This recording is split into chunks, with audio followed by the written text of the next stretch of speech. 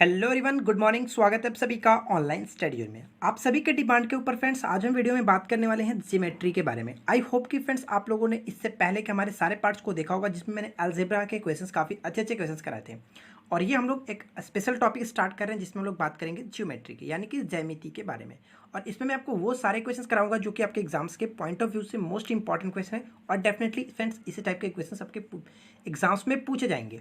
तो आप इस वीडियो को कंप्लीटली शुरू से लेकर के लास्ट तक अगर आप देख लेते हैं तो आपको काफ़ी अच्छे तरीके से नॉलेज हो जाएगी कि जो ज्योमेट्री का कॉन्सेप्ट है, किस टाइप के क्वेश्चंस को किस तरह से किया जाता है। तो चलिए शुरू करते हैं। और फर्स्ट क्वेश्चन देखिए आपके स्क्रीन पे क्या कह रहा है।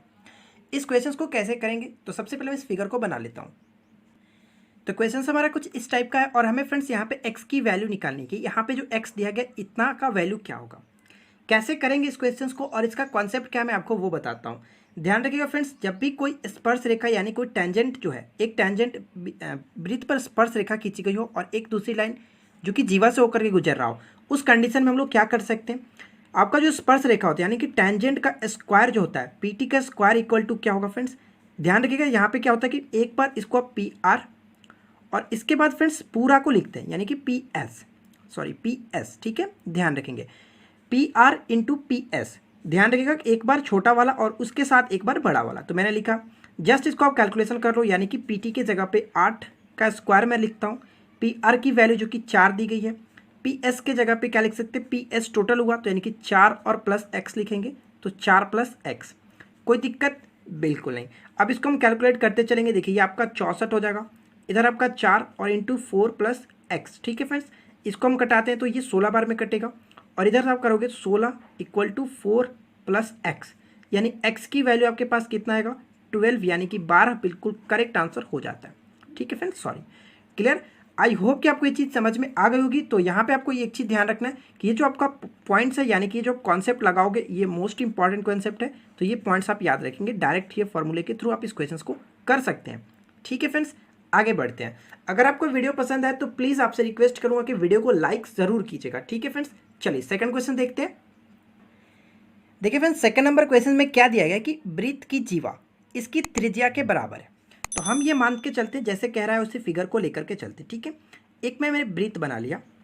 चलिए एक मैंने वृत्त बना लिया और आगे क्या कह रहा था कि एक वृत्त की जीवा जो है, मान के चलते हैं कि जो जीवा है फ्रेंड्स ये आपका कॉर्ड हो गया और ये कॉर्ड की जो लंबाई है मानते हैं कि इसकी त्रिज्या की लंबाई के बराबर है। तो ये कह सकते हैं ये तीनों एक दूसरे से बराबर है।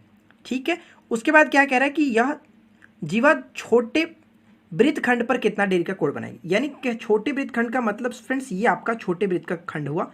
इसमें पूछा रहा है कि ये जो कोण बनाएगा वो कितना बनाएगा। इस क्वेश्चन को कैसे करेंगे ध्यान से देखिएगा। ठीक है फ्रेंड्स, काफ़ी अच्छा प्रश्न है। मैं मान लेता हूँ ए, बी और ये सी। ठीक है, अगर जब तीनों भुजाएं बराबर हैं तो ये कह सकते हैं कि ये आपका 60 डिग्री यानी कि समबाहु त्रिभुज इक्विलैटरल ट्रायंगल बना रहा है। ठीक है, तीनों भुजाएं 60 डिग्री, तीनों कोण 60 डिग्री के बराबर होगा। अब ये चीज़ आपको पता होगा कि जब केंद्र पे 60 डिग्री का जो यानी कि केंद्र पे जो कोण बनता है उसके अपोजिट जो चाप होता है, यानी कि उसके जो अपोजिट जो चाप दिया गया यहाँ पे जो कोण बनेगा वो इसका आधा बनता है। ये कह सकते हैं कि ये 60 है तो ये आपका डेफिनेटली कि फिक्स है कि ये 30 डिग्री का कोण बनाएगा। ठीक है, यानी कि केंद्र पे जो बना कोण होता है उसके अपोजिट साइड में जो चाप पर बना कोण उसका आधा होता है। क्लियर, ये कह सकते हैं कि 30 डिग्री हुआ। और आपको ये पता है फ्रेंड्स कि जो आमने सामने का जो कोण होता है, अगर इस त्रिभुज को चतुर्भुज को ले चले इसको, ठीक है, यानी कि बड़े वाले चतुर्भुज को ले चले तो आमने सामने की जो एंगल होता है वो 180 डिग्री के योग के बराबर होता है। तो ये जब आपका 30 डिग्री है तो ये कितना हो सकता है, डेफिनेटली कि आपका 180 में से अगर आप 30 को घटाते हो तो क्या कहोगे कि 150 स्क्वायर, इसका जो कोण होगा वो 150 के बराबर होगा। तो यही तो इस क्वेश्चन का राइट आंसर है। इसमें कुछ भी नहीं करना है, बस क्वेश्चन को ध्यान से पढ़ना है और अच्छे से समझना है। ठीक है फ्रेंड्स, तो उम्मीद करता हूँ कि आपको ये क्वेश्चन अच्छे से समझ में आ गई होगी। क्लियर, बढ़ते अगले क्वेश्चन की तरफ। क्वेश्चन नंबर 3 में दिया गया कि त्रिभुज एबीसी में कोण बीएसी 90 डिग्री है। तो चलिए क्वेश्चन जैसे कह रहा है उसको हम फिगर के अकॉर्डिंग ले चलते हैं। हमारे पास एक त्रिभुज दिया गया और इसमें 90 डिग्री दिया गया, तो हम इसको इस तरह से फिगर बना सकते हैं। ठीक है फ्रेंड्स, एक त्रिभुज दिया गया और ये मानते हैं कि इसमें कोण बीएसी जो दिया गया था वो 90 डिग्री, यानी कि ए जो है वो 90 डिग्री के बराबर है। तो ए, बी और इसको हम सी ले लेते हैं। ये आपका 90 डिग्री बन गया। आगे क्या कह रहा था कि एडी भुजा बीसी पर लंब डालते हैं, यानी फ्रेंड्स एडी जो है वो भुजा बीसी पर लंब डाल रहा है। तो ये कह सकते हैं कि इस तरह से लंब डाला गया होगा, इसमें कोई दिक्कत नहीं। आगे क्या कह रहा है कि यदि AD की लंबाई जो 6 सेंटीमीटर दी गई, यानी कि AD जो है वो 6 सेंटीमीटर के बराबर है और BD 4 सेंटीमीटर, यानी कि ये जो है आपका 4 सेंटीमीटर के बराबर है, तो हमसे पूछा है कि BC की लंबाई क्या होगी, यानी कि टोटल जो आपका इसका कर्ण है वो कितना है। तो मैं मानता हूँ इसको x, ठीक है। अब इसको कैसे करेंगे, इसका छोटा सा कॉन्सेप्ट आपको याद रखना है कि जब भी कर्ण पे लंब डाला जाता है, इस तरह से राइट एंगल ट्रायंगल बनाओ, समकोण त्रिभुज, और इसमें जब लंब डाला जाता है उसके कर्ण पे, तो इसका जो कर्ण का स्क्वायर होता है इन दोनों भुजाओं के डिफरेंसेस, यानी कि जो अनुपात होता है इसका जो डिवाइड करता है, ये दोनों को इक्वली वाइड में बांटता है, इसको आप क्या करो कि इन दोनों के गुना के बराबर करते हैं, यानी कि इसको लिख सकते हैं BD गुने CD, ठीक है फ्रेंड्स, BD गुने CD, यानी कि आधा ये और आधा इन दोनों के मल्टीप्लाई के बराबर होता है। मैंने ये आपको जस्ट ये बताया कि जब इस तरह से फिगर हो और ये आपका लंब डालता हो उसके विकर्ण पे, तो आपको करना क्या होता है कि इसका जो लंब होता है, लंब का स्क्वायर क्या होगा, लंब का स्क्वायर इक्वल टू आपके दोनों भुजाओं के गुणनफल के बराबर होगा, ठीक है। अब जस्ट इसको कुछ करना नहीं है, 6 का स्क्वायर करिए, BD आपके पास देगा था 4 और CD हमें निकालना है, क्योंकि CD हमारे पास पता नहीं है, x मैंने माना है, तो ये कह सकते हैं कि ये 36 हो गया। राइट साइड में आपका 4 गुने CD है, ठीक है। यहाँ से CD के वैल्यू कितना निकल जाएगा, 9 के बराबर। लेकिन क्वेश्चन में आपको CD नहीं पूछा था, CD नहीं पूछा, आपसे पूछा है कि BC की लंबाई टोटल कितनी होगी।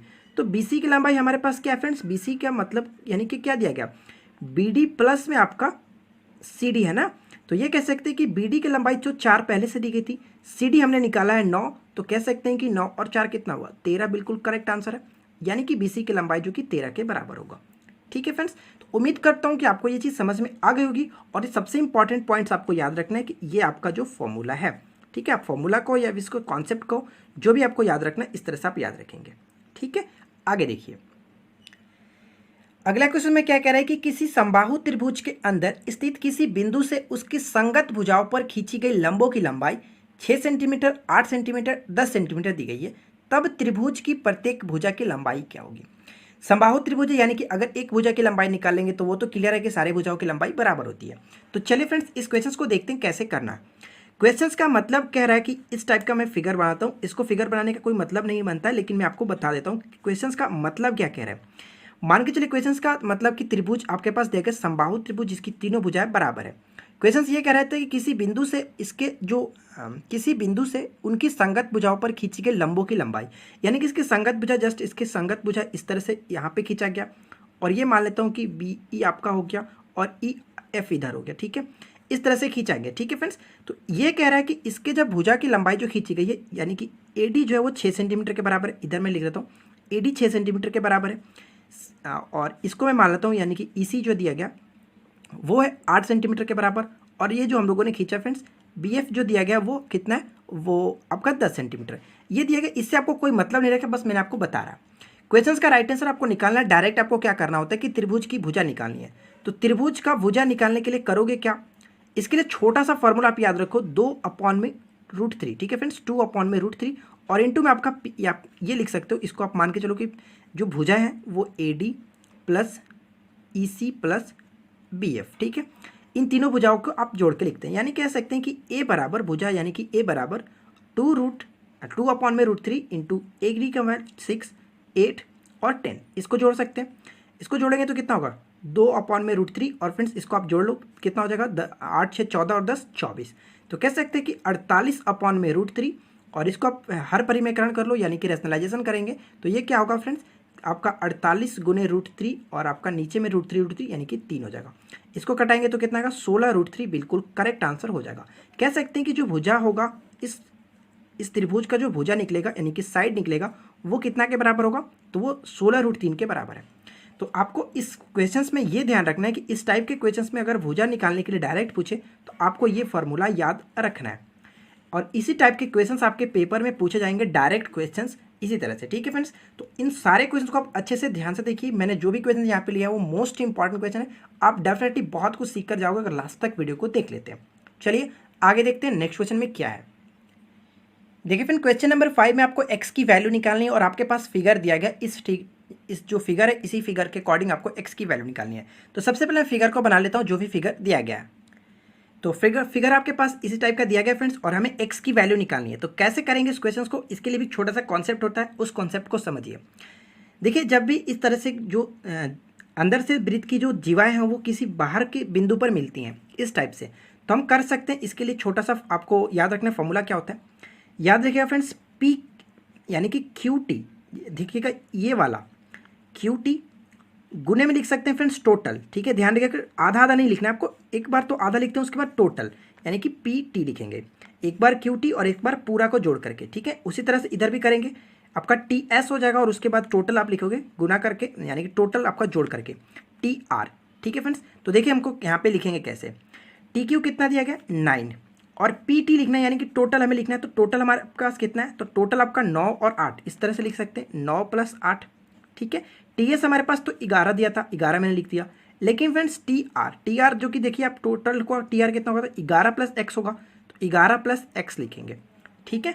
अब इसको बस आप कैलकुलेशन कर लो, 9 8 कितना हो गया 17, इधर 11 और गुने में 11 + x, कोई दिक्कत नहीं। 17 9 कितना होता है 153 और राइट साइड में आपका 11 जो था वो उसको मैं नीचे ला देता हूँ, 11 नीचे आ गया, 11 + x फिर को यहीं पे छोड़ते हैं।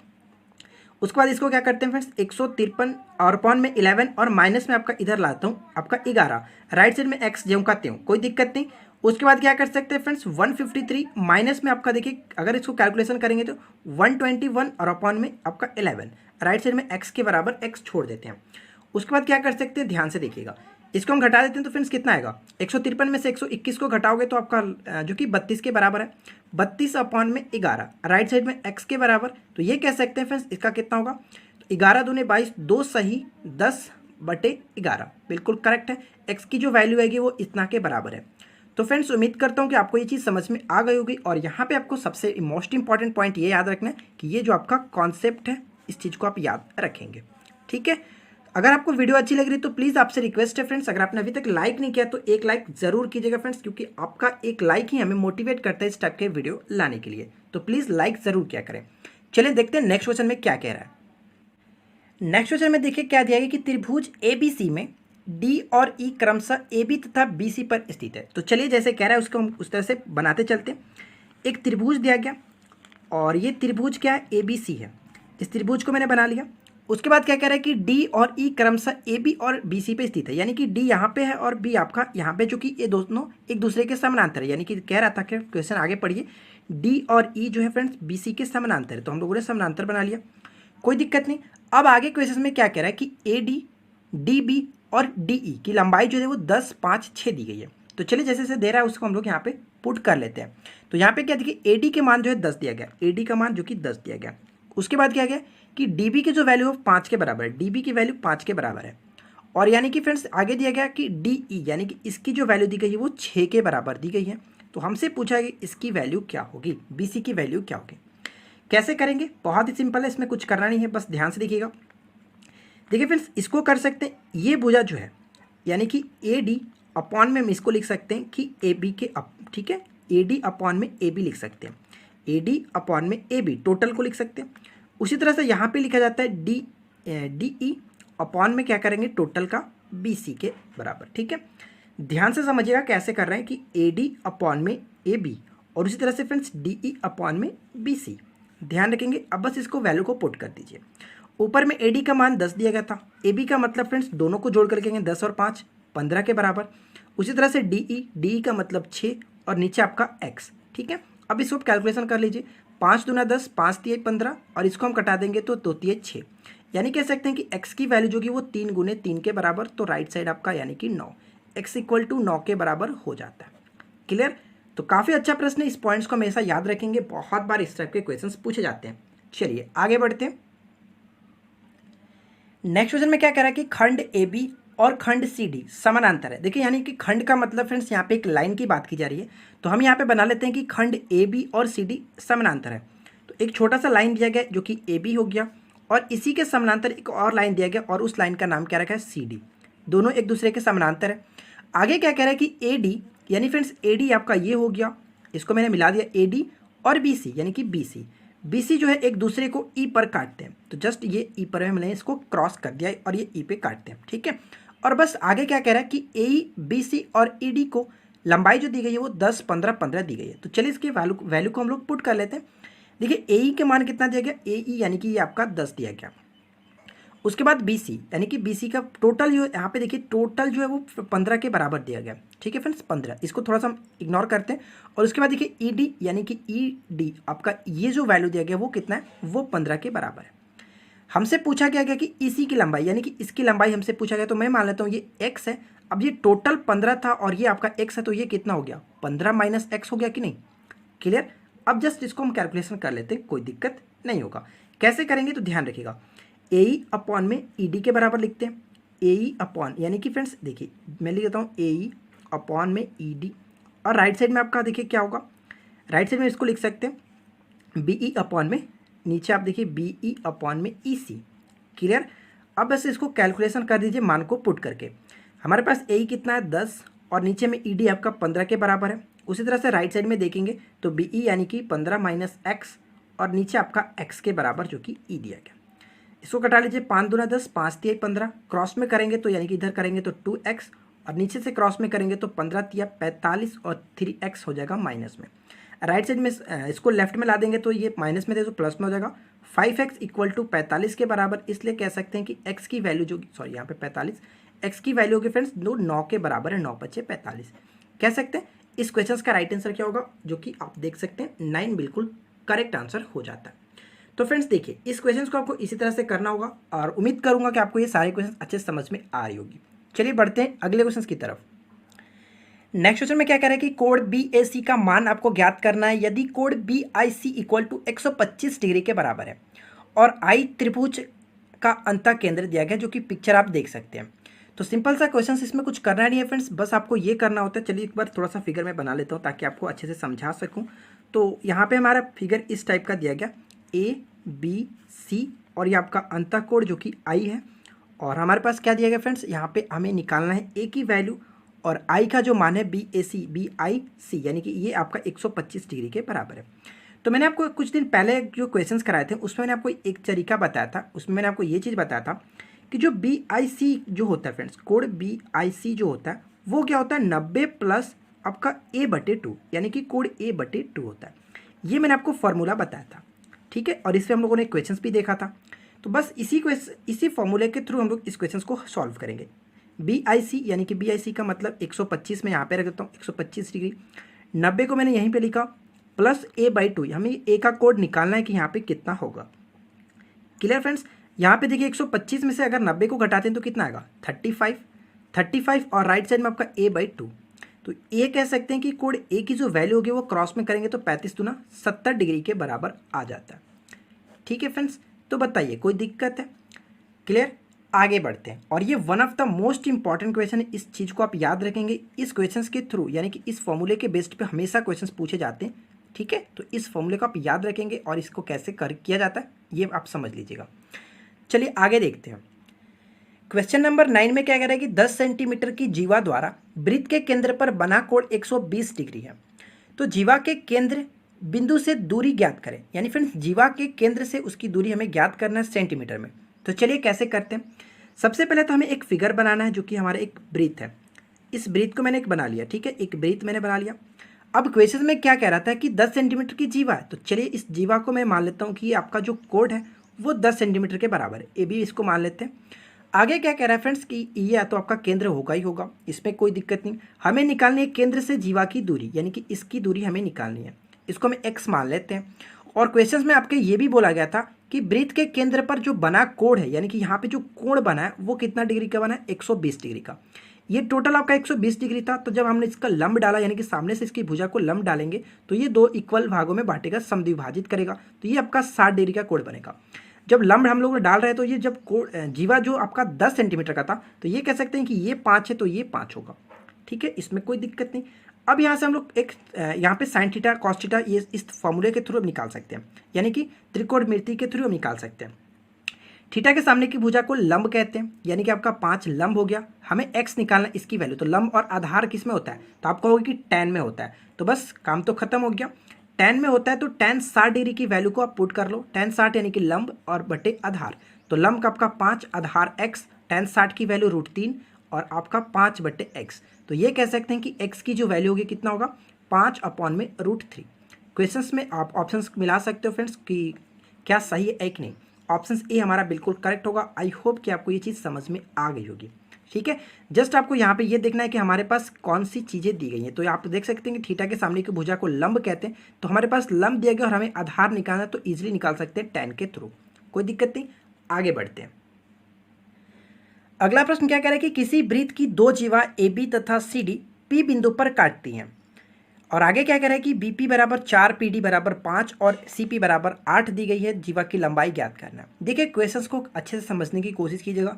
तो चलिए मैं आपको बताता हूँ कैसे करना है। किसी वृत्त की दो जीवा जो है, तो सबसे पहले तो हमें एक वृत्त बनाना होगा। तो मैंने एक वृत्त बनाया, ठीक है फ्रेंड्स, ध्यान से समझिएगा मैं क्या करने वाला हूँ। एक वृत्त बनाया और इसकी दो जीवा जो दी गई हैं वो ए बी और सी डी दी गई हैं। तो अगर मैं बोलूँ फ्रेंड्स कि आप इस तरह से इसको काट लोगे, ठीक है, यानी कि दो जीवाएं दी गई हैं, तो ये आपका दो जीवाएं होंगे जो कि आपका यहाँ पे केंद्र होगा। ठीक है, अब कुछ लोग ये सोचेंगे कि मैंने ऐसे क्यों बनाया, इसको सीधा से भी तो काट सकते थे इस तरह से, लेकिन फ्रेंड्स यहाँ पे उस तरह से नहीं काटा सकता, क्योंकि यहाँ पे ये नहीं बोला है कि वो लंबवत काटते हैं। लंबवत बोलता तो हम लोग इसको इस तरह से काट करते हैं, लेकिन यहाँ पे सिर्फ ये बोला गया कि दो जीवा एक दूसरे को पी बिंदु पर काटती हैं।